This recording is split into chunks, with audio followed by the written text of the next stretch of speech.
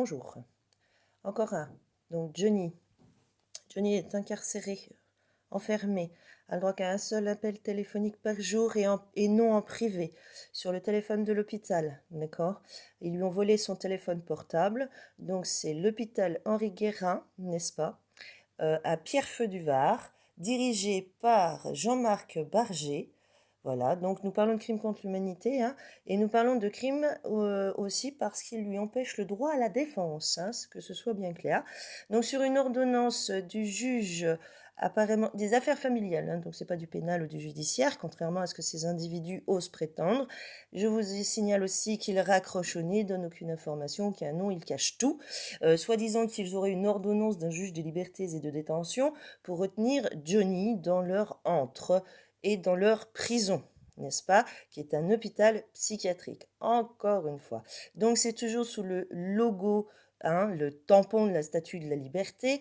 La juge des affaires familiales serait Isabelle Laurent, d'accord, retenez bien ce nom, nous le retenons, hein, ainsi que Jean-Marc Barger, directeur général de l'hôpital Henri Guérin à Pierrefeu-du-Var. 04 94 33 18 00. Il est retenu prisonnier au Palmier 1. Voilà. Et là-bas, il raccroche au nez devant la vérité, par exemple.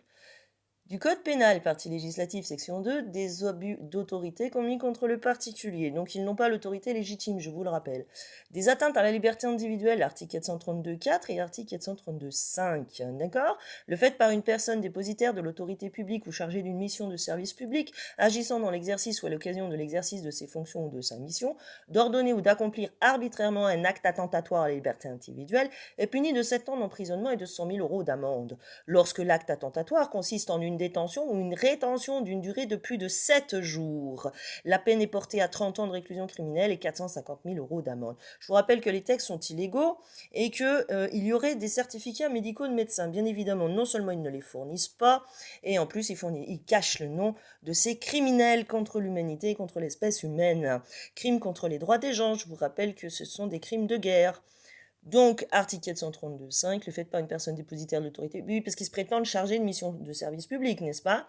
Donc voilà, donc dans l'exercice ou à l'occasion de l'exercice de ses fonctions ou de sa mission, une privation de liberté illégale, de s'abstenir volontairement, soit d'y mettre fin, si elle en a le pouvoir, soit dans le cas contraire, de provoquer l'intervention d'une autorité compétente et punie de 3 ans d'emprisonnement, 45 000 € d'amende. Ils doivent tous procéder à des vérifications nécessaires, d'accord? Donc, je vous rappelle que dans cet hôpital, ils sont de connivence, ils ont tous été avisés, à la préfecture aussi, la gendarmerie, etc., etc. Donc nous demandons les noms des juges des libertés et des détentions qui se situent vers Draguignan, là-bas. Hein.